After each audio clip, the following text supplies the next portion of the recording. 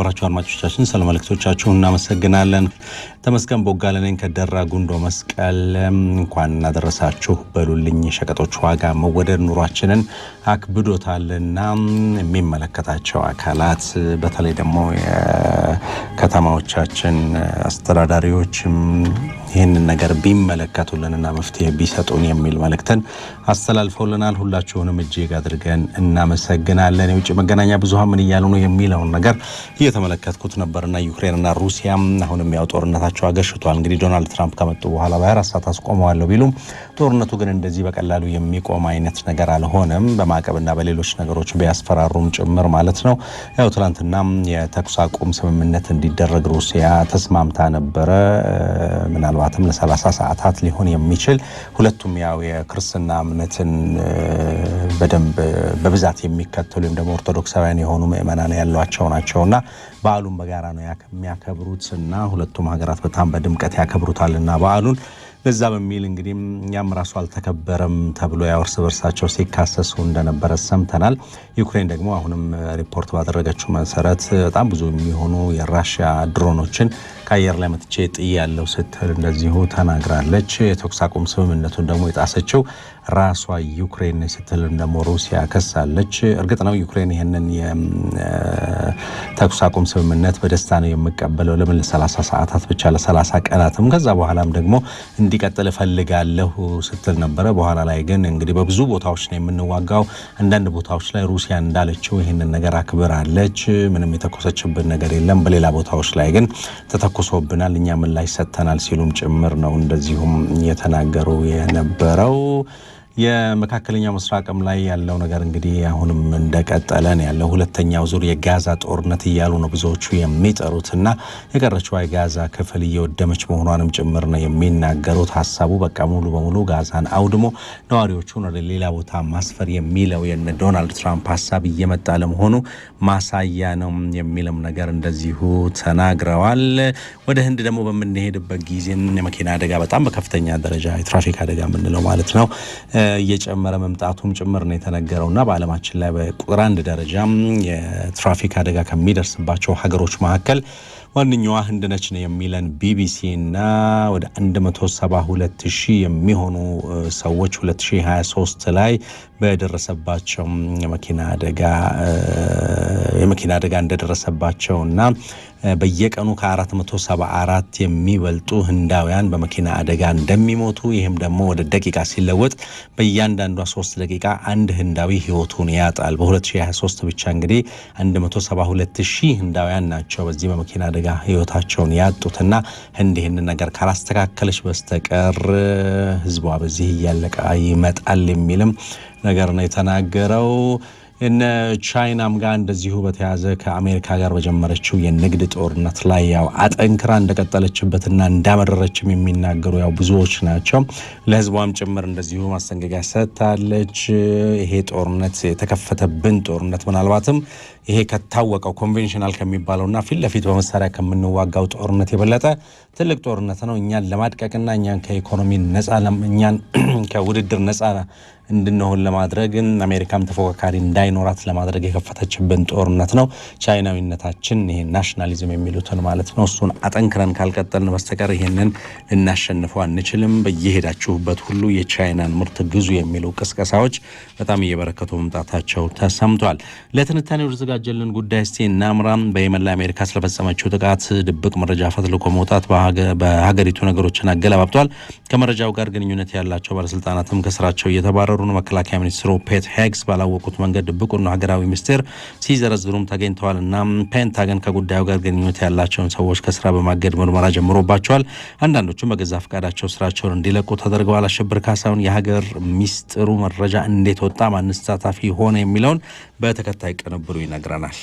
Tonight with breaking news just coming in. Now to some breaking news tonight. Multiple outlets reporting that Secretary of Defense Pete Hegseth. Breaking news now on the Pentagon tonight. ድብቁ ማንነት ሲገለጥ ነገሩ ከዚህም በላይ ከፍ አለ መሆኑን ባለስልጣናቱ ሳይቀሩ መስክረውለታል። ወዲህ ደግሞ ሀገራዊ ምስጢር እንዲህ በቀላሉ የመውጣቱ ጉዳይ የነጩን ቤት ሰዎች አተረማምሷቸዋል። የመን ለሰላም ያልተፈጠረች ምድር እስክትመስል ነገሮች ከፍተውባታል። በአንድ በኩል ውስጣዊ ችግሯ፣ በሌላ በኩል ደግሞ አሸባሪዎችን ለማጥፋት የሚለው የሀገራት ሰበብ እረፍት ካሳጣት ዓመታት ተቆጥረዋል። የታላቁ አሜሪካ ጉዳይ ደግሞ ከዚህም ይከፋል።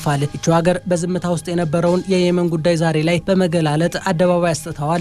ይህ ብቻ አይደለም፣ በሀገሪቱ አየር ክልል ላይም እንዳሻት በመጋለብ የፈለገችው መፈጸም ጀምራለች። የሀገሪቱ መከላከያ ሚኒስቴር ፔት ሄግስ ሁለተኛ ዙር ያሉትን የየመን ወታደራዊ እርምጃ ባላወቁት መንገድ ራሳቸው አደባባይ አውጥተውታል። ነገሩ እንዲህ ነው። This one included his wife, brother and personal attorney. ሚኒስትሩ ከቤተሰባቸው አባላት ጋር እራት ላይ ነበሩ። እናም አብረዋቸው ላሉ አባሎቻቸው ስለ የመን ቀጣይ ጣፋንታና ሀገራቸው ባለፈው ወር ስለወሰደችባት ወታደራዊ ጥቃት በዝርዝር ማስረዳት ይጀምራሉ። ነገር ግን በመሃል አንድ ጥቁር እንግዳ ነበር። ይኸውም ለአትላንቲክ ጋዜጣ የሚጽፍ ጋዜጠኛ። እናም ሳይታወቅ ይፋ የወጣው የየመን አዲስ የጥቃት ድርጊት መላ አሜሪካንን ማተራመስ ይዟል።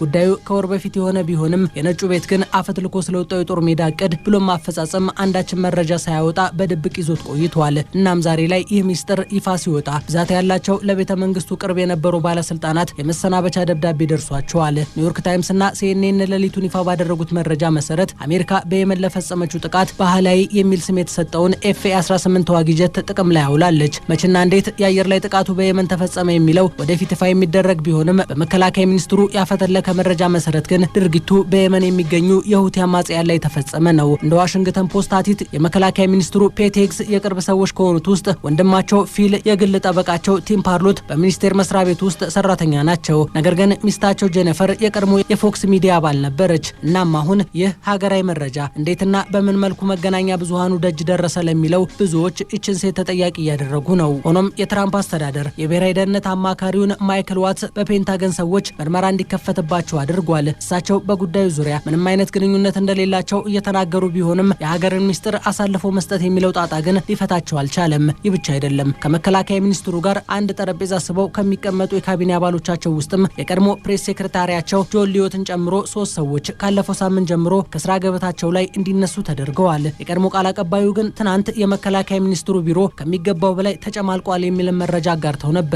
ያ ደግሞ ምናልባትም ሌላ ምርመራ የሚያስፈልገው ሊሆን ይችላል። ምክትል መከላከያ ሚኒስትሩ ስቴፈን ፌንበርግ፣ የሚኒስትሩ አማካሪ ዳረን ሴልኒክ እና ረዳታቸው ዳን ካልዌል ዛሬ ላይ በትራምፕ ቀጥተኛ ትዕዛዝ ከስራቸው እንዲባረሩ የተፈረደባቸው ሆነዋል።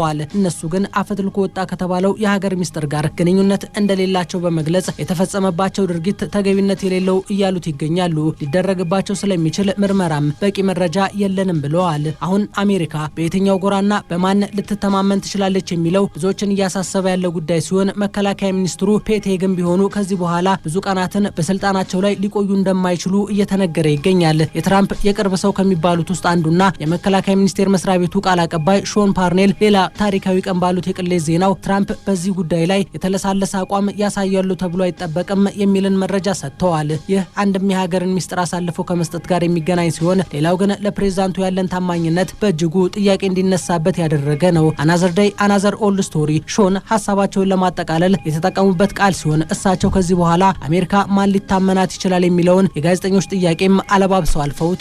ሆኖም ከፔንታገን እየወጡ ያሉ መረጃዎች እንደሚናገሩት ወጣ የተባለው ወታደራዊ መረጃ ያን ያክል የሚያሳስብ እንዳልሆነ ሲሆን ለጉዳዩ ቅርበት አለን የሚሉ ሰዎች ግን ይጠይቃሉ። ታዲያ በዚህ ደረጃ ጠቃሚ ካልሆነ ጉዳዩ ስለምን ትራምፕ ከመረጃው ጋር ግንኙነት ያላቸውን ሰዎች አባረሩ?